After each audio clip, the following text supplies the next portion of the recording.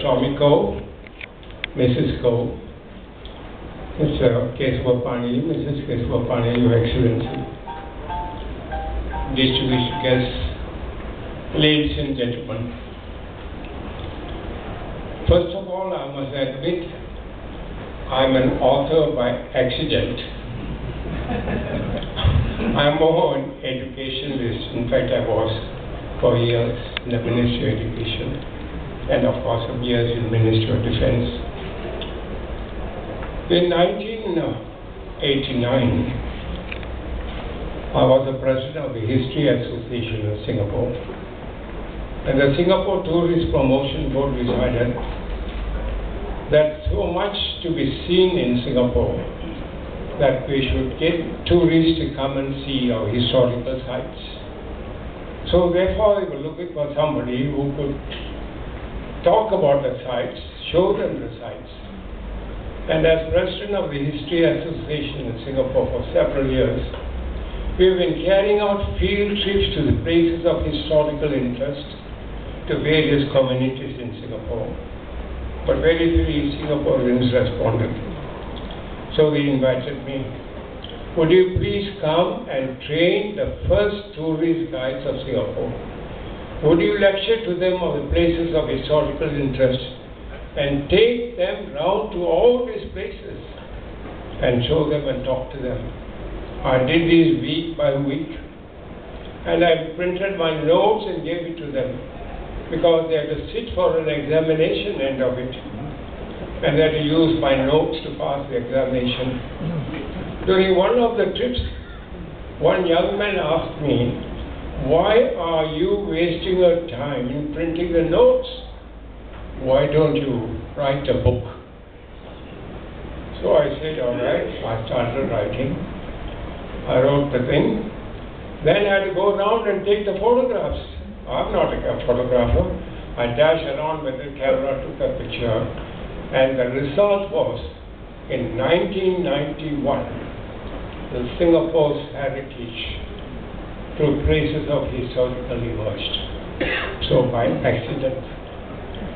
So I was lucky that at that period of time, the Ministry of Education also emphasized that students must visit these places and know the history and culture. So they approached me, so I led all the upper primary school teachers as well as secondary history teachers to all the historical sites week by week, month by month. And they brought over my book, 3 or 4 editions. In the last batch, I know books, I photocopied for them. That was the first book. Then it went on to sale, and I was in the Ministry of Defense, so they bought the books as well. Then I went on to write the other books. The one about my father, the Methodist minister. He was the godson and protege of Bishop Oldham, the founder, the resident bishop of Singapore, and the founder of the Anglo-Chinese school in 1886 in Singapore. So I wrote his book. Then my wife fell ill, and she was admitted to Tan Tock Seng Hospital where she passed away. I promised her that I will write a book on Tan Tock Seng as a dedication to the hospital for the tremendous effort to look after my wife. That was my dedication. Then I finished the book. Then for some time I was thinking about this Peranakan Indians of Chitti Malacca. My friends are up there. Whenever I mentioned to them, oh, the Roja culture, the Chinese, the Indian, the Malays, they speak Malay, they dress Malay. And I've got my friend from Kalastri here. He's the vice president of the Peranakan Indian Association. I used to be the advisor. So I said I started. Then I had a call from His Excellency President S.R. to Istana, and he said, "Samuel, you finished the book of the Peranakan Indians." So I sat and worked the book, did my research over the years, and he was very kind enough to write the foreword and launch the book. Then after that I had a break. Then I was looking at Singapore, the trends. We have got racial harmony day. We got a religious harmony day. I was wondering, how these things are happening today in Singapore? I looked at Singapore's Chinatown. As you probably know, it's unique in the world because in our Chinatown, we have the oldest Hindu temple, the Chinese temples, the Tamil mosque, the synagogue, and the Telugu Chinese Methodist Church. All have lived side by side with religious and racial harmony. But in 1996, we had to pass a law, religious harmony law. And there's a Presidential Council for Religious Harmony. What's happened? So I thought, I better do something and revise my book, update it. So I went on, all the texts were rewritten, updated, made it up to date. And I got my children, Alan Tan, former SAF scholar and the captain, commander unit.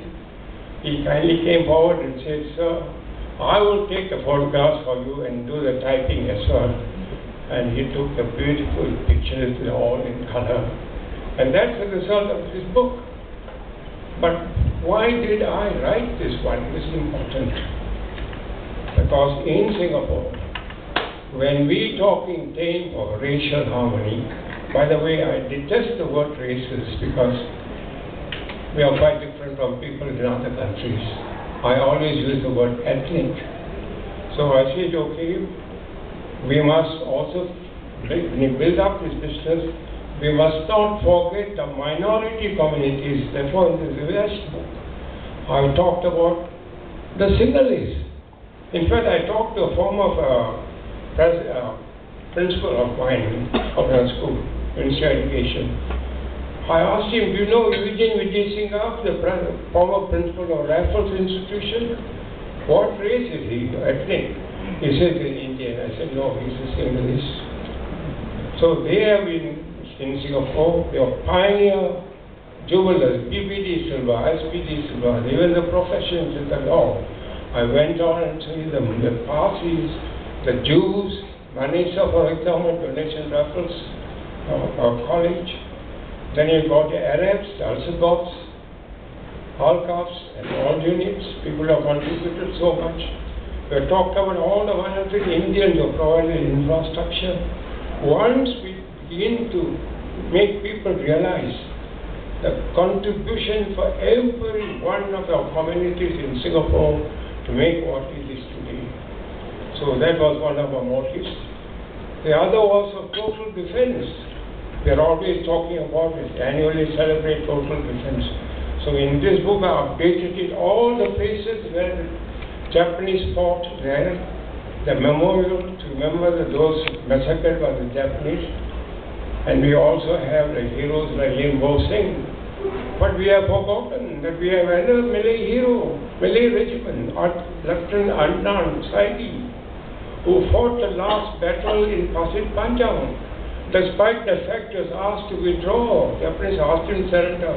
He fought to the last man, his company was wiped out. And he finally was caught by the Japanese and he was hanged, Jalan Wat Jambol, and penetrated to death. We remember him now in Pasir Panjang. So there is a total defense. So we find that Singapore, various people have contributed to the prosperity. So we must remember them, total defense. All these things are very subtly introduced in this book, which is important for us. So I want to thank Professor Tomiko and Mr. Keswapani very kindly made all the arrangements for this, Shivaraman for helping, and everybody else was coming here to be present for this. I'm most grateful for your presence. Thank you very much.